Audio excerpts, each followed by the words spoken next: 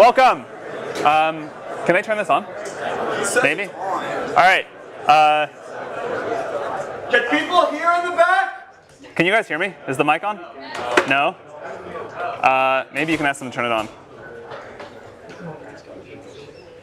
Maybe we can get a big, there we go. All right. Maybe we can get a bigger auditorium, we'll see. So welcome to CS 183B. I'm Sam Altman, I'm the president of Y Combinator. 9 years ago, I was a Stanford student, and then I dropped out to start a company, and then I've been an investor for the last few. So at YC, we've been teaching people how to start startups for 9 years. Most of it's very hands-on and specific to the startups, but 30% of it is pretty generally applicable. And so we think that we can teach that 30% in this class. And even though that's only 30% of the way there, hopefully it'll still be really helpful.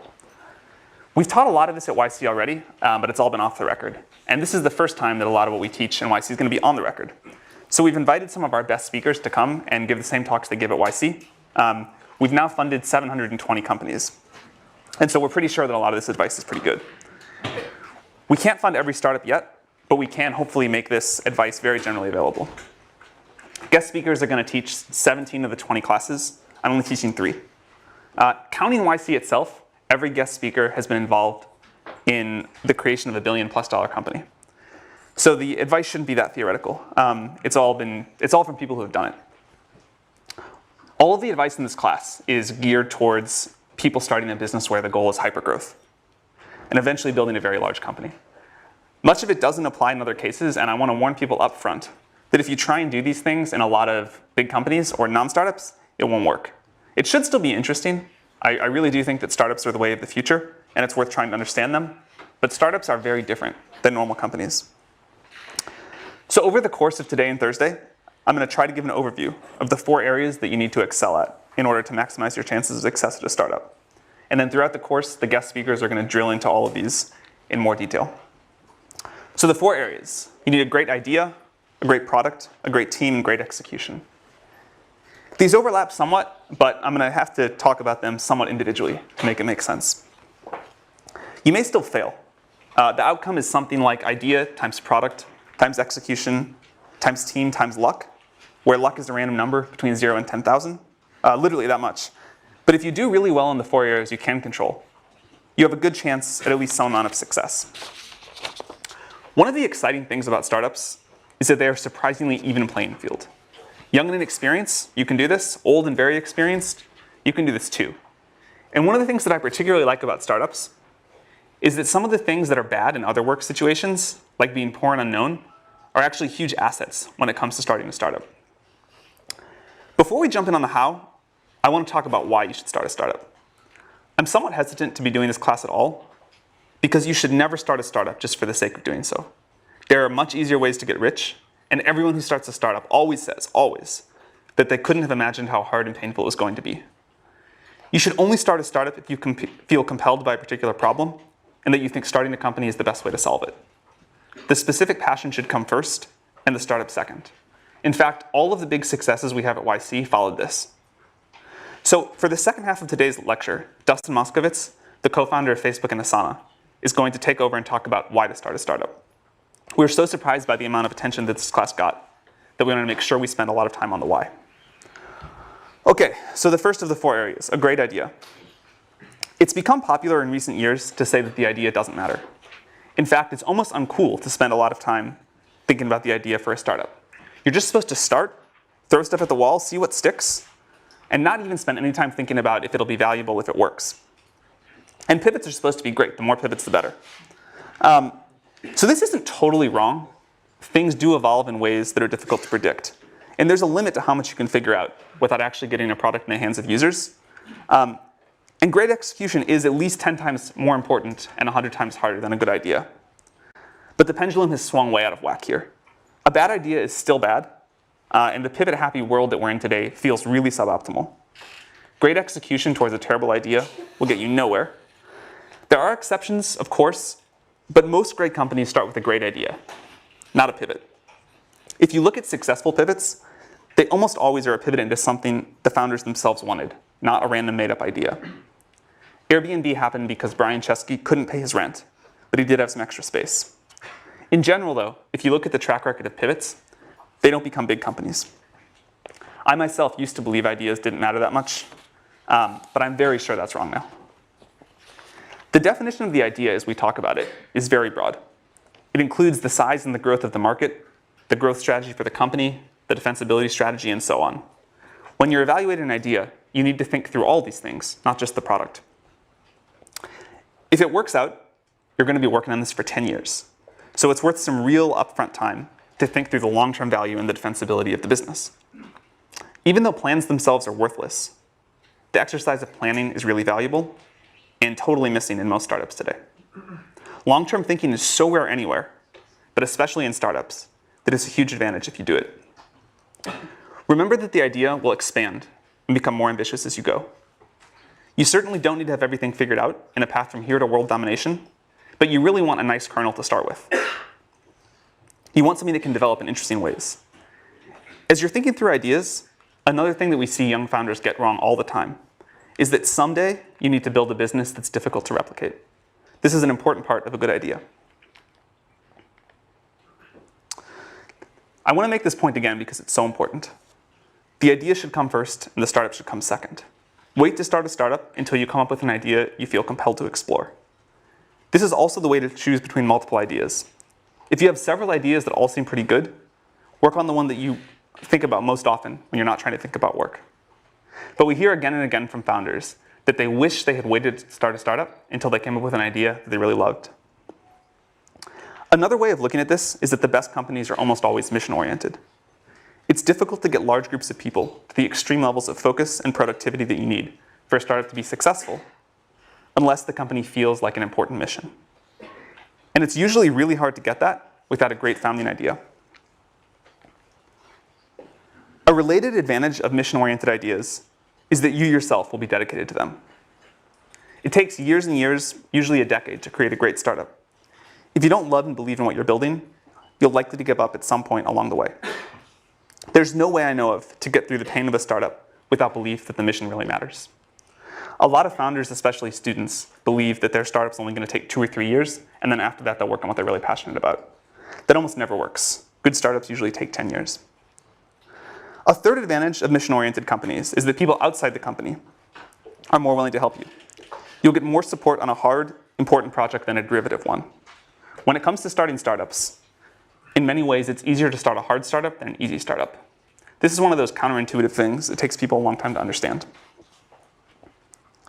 It's difficult to overstate how important being mission-driven is, so I want to emphasize it one last time. Derivative companies, companies that copy an existing idea with very few new insights, don't excite people, and they don't compel the teams to work hard enough to be successful. Paul Graham is going to talk about how to get startup ideas next week. It's something that a lot of founders struggle with, but it's something I believe you can get better at with practice, and it's definitely worth trying to get better at. The hardest part about coming up with great ideas is that the best ideas often look terrible at the beginning. The 13th search engine, and without all the features of a web portal, most people thought that was pointless. Search was done, and anyway, it didn't matter that much. Portals were where the value was at. The 10th social network, and limited only to college students with no money, also terrible. MySpace had won, and who wants college students as customers? Or a way to stay on strangers' couches. That just sounds terrible all around. These all sounded really bad, but they turned out to be good. If they had sounded really good, there would have been too many people working on them. As Peter Thiel is going to discuss in the 5th class, you want an idea that turns into a monopoly. But you can't get a monopoly in a big market right away. Too much competition for that. You have to find a small market in which you can get a monopoly and then quickly expand. This is why some great startup ideas look really bad at the beginning. It's good if you can say something like, today, only this small subset of users are going to use my product, but I'm going to get all of them. And in the future, almost everyone will use my product. Here's the theme that's going to come up a lot. You need conviction in your own beliefs and a willingness to ignore others' naysaying. The hard part is that this is a very fine line. There's right on one side of it and crazy on the other. But keep in mind that if you do come up with a great idea, most people are going to think it's bad. You should be happy about that. It means they won't compete with you. This is also a reason why it's not usually dangerous to tell people about your idea. The truly good ideas don't sound like they're worth stealing. You want an idea about which you can say, I know it sounds like a bad idea, but here's specifically why it's actually a great one. You want to sound crazy, but you want to actually be right. and you want an idea that not many other people are working on. And it's okay if it doesn't sound big at first. Common mistake among founders, especially first-time founders, is they think that the first version of their product, the first version of their idea, needs to sound really big. But it doesn't. It needs to take over a small specific market and expand from there. That's how most great companies have started. Unpopular but right is what you're going for. You want something that sounds like a bad idea, but is a good idea. You also really want to take the time to think about how the market's going to evolve. You need a market that's going to be big in 10 years. Most investors are obsessed with the market size today, and they don't think at all about how the market's going to evolve. In fact, I think this is one of the biggest systemic mistakes that investors make. They think about the growth of the startup itself. They don't think about the growth of the market. I care much more about the growth rate of the market than its current size, and I also care if there's any reason that it's going to top out. You should think about this. I'd prefer to invest in a company that's going after a small but rapidly growing market than a big but slow growing one. One of the big advantages of these sorts of markets, these small but rapidly growing markets, is that customers are usually pretty desperate for a solution, and they'll put up with an imperfect but rapidly improving product. And a big advantage of being a student, one of the two biggest advantages, is that you probably have better intuition about which markets are likely to start growing rapidly than older people do. Another thing that students usually don't understand, or at least takes a while, you cannot create a market that doesn't want to exist. You can basically change everything in a startup but the market. So you should actually do some thinking to be sure, or at least as sure as you can be, that the market you're going after is going to grow and be there. There are a lot of different ways to talk about the right kind of market. For example, surfing someone else's wave, or stepping into an up elevator, or being part of a movement. But all of this is just a way of saying you want a market that's going to grow really quickly. It may seem small today, it may be small today, but you know, and other people don't, that it's going to grow really fast. So think about where this is happening in the world. You need this sort of a tailwind to make a startup successful. The exciting thing is there are probably more of these tailwinds now than ever before. As Mark Andreessen says, software is eating the world. It's just everywhere. There are like so many great ideas out there. And you just have to pick one and find one that you really care about. Another version of this that gets down to the same idea is Sequoia's famous question, why now? Why is this the perfect time for this particular idea and to start this particular company? Why couldn't it have been done 2 years ago? And why will 2 years in the future be too late? For the most successful startups we've been involved with, they've all had a great idea, great answer to this question. And if you don't, you should be at least somewhat suspicious about it. In general, it's best if you're building something that you yourself need. You'll understand it much better than if you have to understand it by talking to a customer to build the very first version. If you don't need it yourself, and you're building something that someone else needs, realize that you're at a big disadvantage and get very, very close to your customers. Try to work in their office if you can, and if not, talk to them multiple times a day. Another somewhat counterintuitive thing about good startup ideas is that they're almost always very easy to explain and very easy to understand. If it takes more than a sentence to explain what you're doing, it's almost always a sign that it's too complicated. It should be a clearly articulated vision with a small number of words. And the best ideas are usually either very different from existing companies in one important way, like Google being a search engine that worked just really well and none of the other stuff of the portals, or totally new like SpaceX. Any company that's a clone of something else that already exists with some small or made up differentiator, like we're going to be X beautiful design, or we're going to be Y for people that like red wine instead, that usually fails. So as I mentioned, one of the great things about being a student is that you have a very good perspective on new technology. And learning to get good at having new ideas takes a while. So start working on that right now. That's one thing we hear from people all the time, that they wish they had done more of when they were a student. The other is meeting potential co-founders. You have no idea how good of an environment you're in right now for meeting people that you can start a company with down the road. And the one thing that we always tell college students is more important than starting any particular startup is getting to know a lot of potential co-founders. So I want to finish this section of my talk with a quote from 50 Cent. This is from when he was asked about vitamin water. I won't read it, it's up there. But it's about the importance of thinking about what customers want and thinking about the demands of the market. Most people don't do this. Most students especially don't do this. If you can just do this one thing, if you can just learn to think about the market first, you will have a big leg up on most people starting startups. And this is probably the thing that we see wrong with Y Combinator apps most frequently is that people have not thought about the market first and what people want first. So for the next section, I'm going to talk about building a great product. And here again, I'm going to use a very broad definition of product. It includes customer support and copyright explaining the product. Anything involved in your customer's interaction with what you built from them. To build a really great company, you first have to turn a great idea into a great product. This is really hard, but it's crucially important, and fortunately, it's pretty fun. Although great products are always new to the world, and it's hard to give you advice about what to build, there are enough commonalities that we can give you a lot of advice about how to build it. One of the most important tasks for a founder is to make sure that the company builds a great product. Until you've built a great product, almost nothing else matters. When really successful startup founders tell the story of their early days, it's almost always sitting in front of the computer working on their product or talking to their customers. That's pretty much all the time. They do very little else. And you should be very skeptical if your time allocation is much different. Most other problems that founders are trying to solve, raising money, getting more press, hiring, business development, etc., these are significantly easier when you have a great product. It's really important to take care of that first. Step one is to build something that users love. At YC, we tell founders to work on their product, talk to users, exercise, eat, and sleep, and very little else. All the other stuff I just mentioned, PR, conferences, recruiting advisors, doing partnerships, you should ignore all of that and just build a product and then get it as good as possible by talking to your users. Your job is to build something that users love. Very few companies that go on to be super successful get there without first doing this. A lot of good on paper startups fail because they merely make something that people like.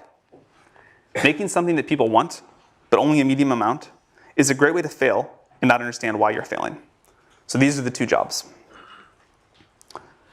Something that we say at YC a lot is that it's better to build something that a small number of users love than a large number of users like. Of course, it'd be best to build something that a small number of users love, but opportunities to do that for V1 are rare, and they're usually not available to startups. So in practice, you end up choosing either the gray or the orange. You make something that a lot of users like a little bit, or something that a small number of users love a lot. And this is a very important piece of advice. Build something that a small number of users love. It's much easier to expand from something that a small number of people love to something that a lot of people love than from something that a lot of people like to a lot of people love. If you get this right, you can get a lot of other things wrong. If you don't get this right, you can get everything else right, and you'll probably still fail. So when you start on a startup, this is the only thing you need to care about until it's working. Should we explain that again? Sure. So you have a choice in a startup. The best thing of all worlds would be to build a product that a lot of people really love.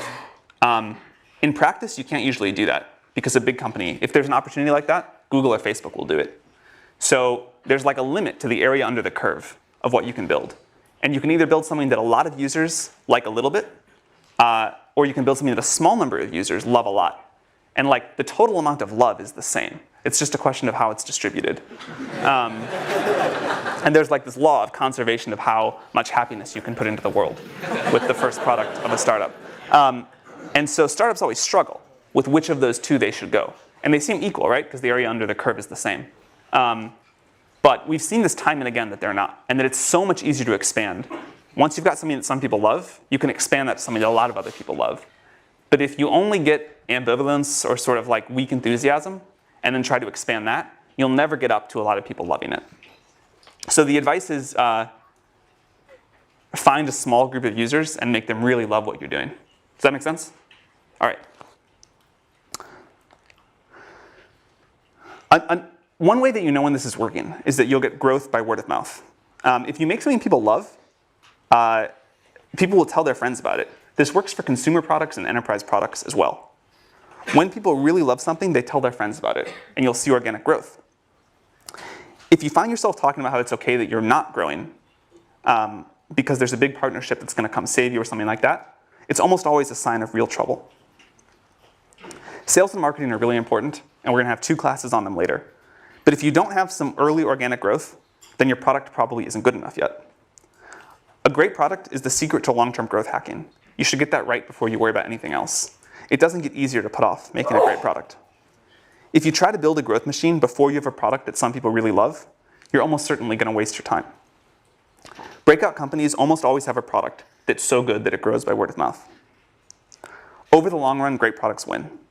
Don't worry about your competitors raising a lot of money and what they may do in the future. They probably aren't very good anyway. Very few startups die from competition. Most die because they themselves fail to make something users love. They spend their time on other things. So worry about this above all else. Another piece of advice to make something that users love, start with something simple. It's much, much easier to make a great product if you have something simple. Even if your eventual plans are super complex, and hopefully they are, you can almost always start with a smaller subset of the problem than whatever you think is the smallest. And it's hard to build a great product, so you want to start with as little surface area as possible. Think about the really successful companies and what they started with. Think about products that you really love. They're generally incredibly simple to use and especially to get started using. The first version of Facebook was almost comically simple. The first version of Google was just an ugly web page with a text box and 2 buttons, but it returned the best results, and that's why users loved it. The iPhone is far simpler to use than any smartphone that ever came before it, and it was the first one that people really loved. Another reason that simple's good is because it forces you to do one thing extremely well, and you have to do that to make something that people love.